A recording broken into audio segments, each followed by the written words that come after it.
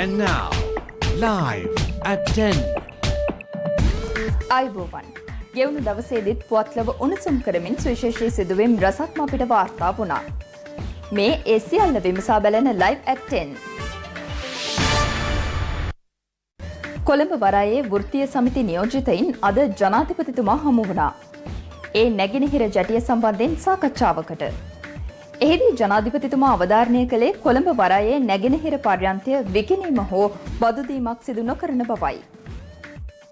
මෙහිදී ජනාධිපතිතුමන් වෘත්තීය සමිති නියෝජිතයින්ට පවසා සිටියේ කොළඹ වරායේ නැගෙනහිර පර්යන්තයේ විකිණීම හෝ බදු දීම සිදු නොකරන බවයි. පසුගිය රජයේ නැගෙනහිර පර්යන්තයේ ඉන්දියාවට විකිණීමට ගිවිසගෙන තිබූ අතර අදාළ ගිවිසුම පිළිබඳව වත්මන් රජය ඉන්දියාව සමග කළ සාකච්ඡාවලින් පසුව ඉන් 51%ක අයිතිය සහ පර්යන්තයේ පාලනය ශ්‍රී ලංකා වරාය අධිකාරිය යටතේ තබා ගැනීමට එකඟතාවයකට පැමිණීමට හැකි වූ බවයි ජනාධිපතිතුමන් මෙහිදී පෙන්වා දුන්නේ. රට තුළ කෙරෙන ආයෝජන මගින් රටේ ස්වෛරී භාවයට හෝ ස්වාධීනත්වයට කිසිදු හානියක් සිදුවීමට තමා ඉඩ නොතබන බවද ජනාධිපතිතුමන් මෙහිදී අවධාරණය කර සිටියා. ශ්‍රී ලංකා රජයට 51%ක අයිතිය සහ ඉතිරි 49% ඉන්දියාවේ අදානි සමාගමටත් වෙනත් පාර්ශවයන්ටත් කොටස්කරුවන් වශයෙන් හවුල් විය හැකි ආයෝජනයක් ලෙස පර්යන්තය සංවර්ධනය කිරීම මෙහි සැලසුම බවද එතුමන් සඳහන් කළා. කෙසේ වෙතත් මේ සාකච්ඡාවෙන් අනතුරුව පිටතට පැමිණි වෘත්තීය සමිති නායකයින් පළ කළේ මෙවැනි අදහසක්.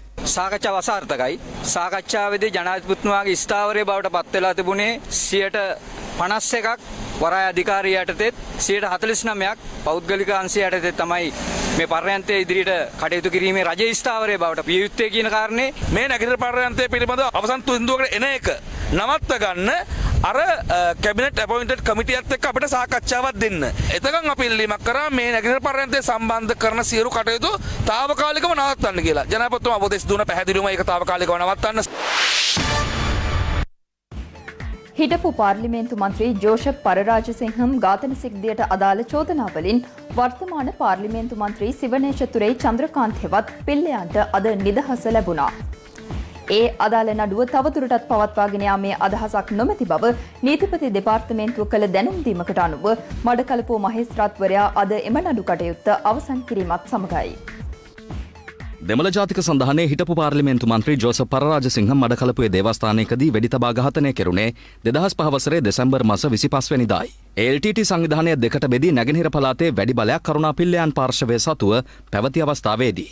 පසුව 2015 වසරේදී අදාළ සිද්ධිය සම්බන්ධයෙන් සිවනේෂතුරේ චන්ද්‍රකාන්තන් හෙවත් පිල්ලයන් අත්අඩංගුවට ගැනුණා. අනතුරුව රක්ෂිත බන්ධනාගාරගත කෙරුණු සිවනේෂතුරේ චන්ද්‍රකාන්තන් වසර 5කට ආසන්න කාලයක් රක්ෂිත බන්ධනාගාරගත කර සිටියා. කෙසේ වෙතත් ඉකුත් මහමැතිවරණයෙන් ඔහු මන්ත්‍රීවරයෙකු ලෙස පත් වුණේ බන්ධනාගාරයේ සිටම මැතිවරණ සටන මෙහෙයවමින්. මේ අතරතුර ඉකුත් නොවැම්බර් මාස 24 වෙනිදා ඔහුට අධිකරණයෙන් අපහිමි වුණා. අදාළ නඩුව පසුගිය සඳුදා මහාධිකරණ විනිසුරු ඩී සුසේයිදාසන් මහතා ඉදිරියේදී යලි කැඳ වූ අතර එහිදී නීතිපති වෙනුවෙන් පෙනී සිටි රජයේ ජ්‍යෙෂ්ඨ නීතිඥවරයා අධිකරණයට දැනුම් දුන්නේ මෙම නඩුව තවදුරටත් පවත්වාගෙන යාමට අපේක්ෂා නොකරන බවයි. ඒ අනුව නඩුව අද කැඳ වූ මඩකලපුව මහාධිකරණ විනිසුරු ඩී සුසේයිදාසන් මහතා නඩුව අවසන් කරමින් සිවනේෂතුරේ චන්ද්‍රකාන්තන් හෙවත් පිල්ලයන් ඇතුළු 5 දෙනෙකු නිදහස් කිරීමට නියෝග කළා.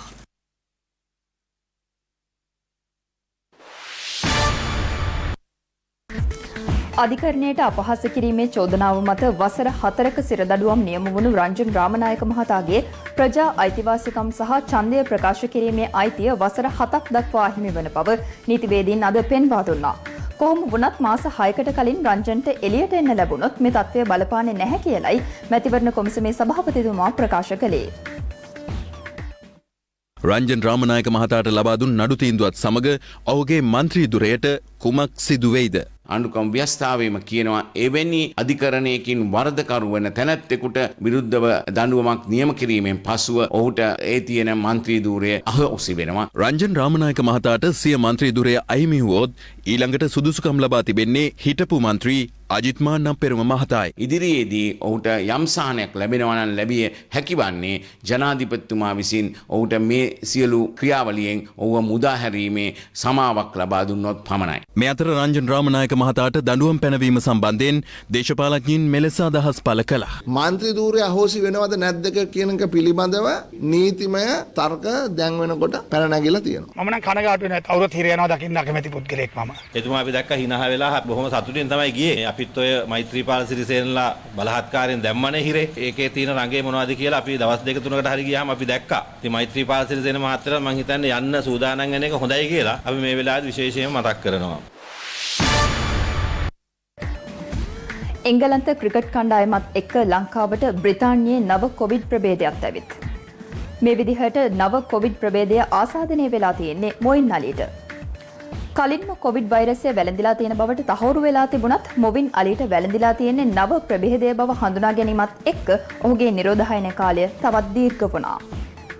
එංගලන්තයේ සිට මෙරටට පැමිණි පුද්ගලයෙකුට COVID-19 වෛරසයේ නව ප්‍රභේදය ආසාදනය වී ඇති බවට හඳුනාගත් බව වසංගත රෝග විද්‍යායකගේ ප්‍රධානී විශේෂඥ වෛද්‍ය සුදත් සමරවීර මහතා අද පෙරවරුවේ සඳහන් කළා. ඒ ඉතාමත්ම වැදගත් සොයා ගැනීමක්. මොකද ඒ අපි දැන් දන්නවා මේ අවදානම අපේ රට තුළට තියෙනවා. ඒ නිසා විදේශවල සිට පැමිණෙන අය පිළිබඳව විශේෂ අවධානය යොමු කළ යුතුයි. පසුව අප කරන ලද විමසීමකදී අනාවරණය වුණේ එලෙස නව වෛරසය ආසාදනය වී ඇති බවට හඳුනාගත්තේ මෙරටට පැමිණි සංචාරක එංගලන්ත ක්‍රිකට් කණ්ඩායමේ ක්‍රීඩක මොයින් අලිට බවයි. එංගලන්ත ක්‍රිකට් කණ්ඩායම පසුගිය 3 වෙනිදා තරඟ දෙකකින් යුත් ටෙස්ට් තරඟාවලියක් සඳහා මෙරටට පැමිණි අතර එංගලන්ත සංචිතයේ සිටි මොයින් අලිට කොවිඩ් වෛරසය ආසාදනය වී ඇති බවට පසුව තහවුරු වුණා. COVID-19 ආසාදනය වූ මොයින් අලි අද නිරෝධායනය අවසන් කිරීමට නියමිතව සිටියා. නව වෛරසය ආසාදනය වී ඇති බවට හඳුනා ගැනීමත් සමග මොයින් අලිගේ නිරෝධායන කාලය තවදුරටත් දීර්ඝ කර තිබෙනවා. එන සෑම දිනාටම අපි ගන්නා වූ ආරක්ෂිත ක්‍රියාමාර්ග කොහොමත් අරගෙනයි තිබුණේ. ඒ නිසා මේ පුද්ගලයා හරහා මේක තවදුරටත් පැතිරීමට තියෙන ඉඩකඩ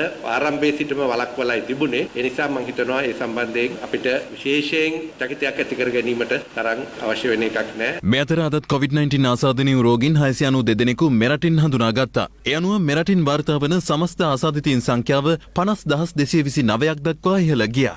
වෛරසය ආසාදනය වූ රෝගීන් තිදෙනෙකුද අදත් මියගිය බවට වාර්තා වූ අතර ඒ අනුව මෙරටින් වාර්තා වන සමස්ත මරණ සංඛ්‍යාව 247ක් දක්වා ඉහළ ගියා.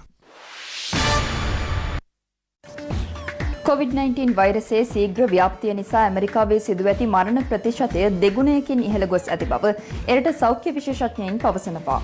ඒ වෛරස ව්‍යාප්තිය ආරම්භයේ සිටම රටකින් වාර්තා වූ වැඩිම මරණ සංඛ්‍යාව ලෙස ගත වූ දිනේදීත් කොවිඩ් මරණ 4259ක් ඇමරිකාවෙන් වාර්තා වීමත් සමගයි.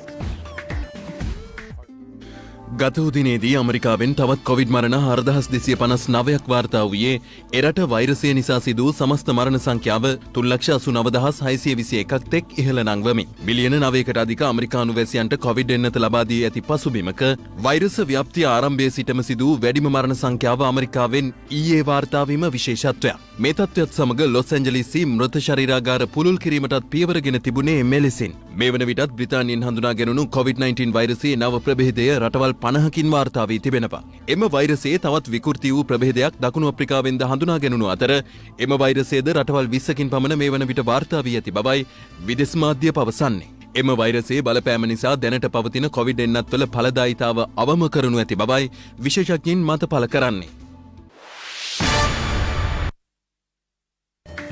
උතුරු මැද දකුණ නැගෙනහිර සහ ඌව පළාත්වල අදත් පැවති ගිගුරුම් සහිත වර්ෂාව හේතුවෙන් ප්‍රදේශ රැසකටම බලපෑම් එල්ල වුණා. අධික වර්ෂාපතනයත් සමගින් මහවැලි ජලාශ සියල්ලම වාන් දැමීමට පටන්ගෙන තිබෙනවා. ඒ අනුව පිමුරත්තෑව ජලාශයේ ජල මට්ටම ඉහළ යාමත් සමග වාන් දොරටුව ස්වයංක්‍රීයව විවෘත වී ඇති බව අප වාර්තාකරු සඳහන් කළා. ලංකාවේ ලැබ්බරි ක්‍රමයට තැනු පළමු ස්වයංක්‍රීය වාන් දොරටුව තිබෙන්නේ පිමුරත්තෑව ජලාශයේ. එය දිගින් අඩි 540ක් වන අතර අඩි 24ක උසින් යුක්තයි. පරාක්‍රම සමුද්‍රය සහ කවුඩල ජලාශයේද වාන් දොරටු දෙක බැගින් විවෘත කර ඇති අතර පොළොන්නරුව දිස්ත්‍රික්කයේ පුරා පසුගිය දින කිහිපයේ පැවති වර්ෂාපතනයේ අඩුවක් දක්නට ලැබෙන බව අප වාර්තාකරුවන් සඳහන් කරනවා. නාච්චාදුව වැවේ ජලය පිටාර මට්ටමට පැමිණීම හේතුවෙන් හදිසි වාන් දොරටු 6ක් අඩි 4 බැගින් විවෘත කිරීමට කටයුතු කර තිබෙනවා. තප්පරයට ඝන අඩි 4500ක් මින් මල්වතුවට මුදා හැරෙන අතර තවදුරටත් ජල මට්ටම ඉහළ ගියහොත් මේ හේතුවෙන් අනුරාධපුර නගර සීමාවේ පහත් බිම් ජලයෙන් යටවීමේ අවදානමක් ඇති බවයි වාරි බලධාරීන් පවසන්නේ. පවතින කාල්ගුණ තත්ත්වය සමගින් උතුරු පළාතේ පවුල් 358කට අයත් පුද්ගලයින් 1047 දෙනෙක් පීඩාවට පත්ව සිටිනවා. එංගලන්තය සහ ශ්‍රී ලංකාව අතර පළමු ටෙස්ට් ක්‍රිකට් තරගය හෙට ආරම්භ වෙන්න නියමිතයි. හැබැයි අද ගාල්ලට හොඳටම වැස්සා. වැසි මැද්දේ ආරම්භ වෙන්න නියමිත තරගයට මුහුණ දෙන හැටි ගැන ශ්‍රී ලංකා කණ්ඩායමේ නායක දිමුත් කරුණාරත්න මේ විදිහට අදහස් පළ කළා. ෆිට්නස් සම්බන්ධයෙන් මතු වෙලා තියෙන ගැටලුව ගැන මොන වගේ සංවාදයක්ද අද වෙනකොට තිබෙන්නේ? මේන්ලි අපි කන්සර්න් කරනවා ෆිට්නස් ගැන. මොකද අපි දැක්ක මේ ස්කොඩ් එකේ අවිෂ්ක ප්‍රනාන්දු හිටියා. ඔහුගේ ෆිට්නස් ලෙවල් ෆේල් ඉඳ අපි ඔහුව ස්කොඩ් එකෙන් ඉවත් කරන්න උනා. LPL එකේ ඉඳ අපිට ටීම් එකක් විතර ට්‍රේන් කරන්න හම්බුන්නේ නැහැ. ඊට පස්සේ අපි කෙලින්ම සවුත් ආෆ්‍රිකා වලට ගියා. ඒදී ඉන්ජරිස් ගොඩක් වුණා. දැන් අපි දන්නවා අපිට කොතනද වෙච්ච අඩුපාඩුව. ඉතින් ඊට පස්සේ අපි ටුවර්ස් වලට සිලෙක්ට් කරද්දී ෆිට්නස් ටෙස්ට් තියලා ඒකම බලලා තමයි අපි ප්ලේයර්ස් ලව ඊට පස්සේ සිලෙක්ට් කරන්නේ. ඊයේත් අපිට හරියට ට්‍රේන් කරගන්න හම්බුන්නේ නැහැ. අදත් අපිට පොඩ්ඩක් ට්‍රේන් කරගන්න හම්බුන්නේ නැහැ. අපි ලෑන්ඩර් ස්කොඩ් එක 13කට අපි සිලෙක්ට් කරලා තියෙනවා. අනිවාර්යයෙන්ම ඇන්ජලෝ මැතිව්ස්යි චන්දිමාලුයි කණ්ඩායමට එකතු වෙනවා. නියෝෂන් දික්වැලට හිමි වෙනවා. නම්බර 7 වනිදුට හිමි වෙනවා. ඉතින් ඒ හින්දා අපිට බැටිං ලයින් අප් එක ගොඩක් තියෙන හින්දා අපි බලන්නේ නම්බර 3 ස්ථානයේ තමයි ගොඩක්. ඉතින් ලහිරු තිරිමාන්න හෝ කුසල් මෙන්ඩිස් ක්‍රීඩා කරන්න බොහෝ දුරට ඉඩ තියෙනවා. අපිට මෙහි ගොඩක් වෙලාවට අපිට ස්පින් එකකින් යන හින්දා ඒ බැලන්ස් එක අපිට දසුන්ගෙන් ගන්න පුළුවන්. ඒක තාම ෆයිනල් එඩිෂන් එක අරන් නැහැ. කවුද ප්ලේ කරන ෆාස්ට් බෝලර්ස් ලා.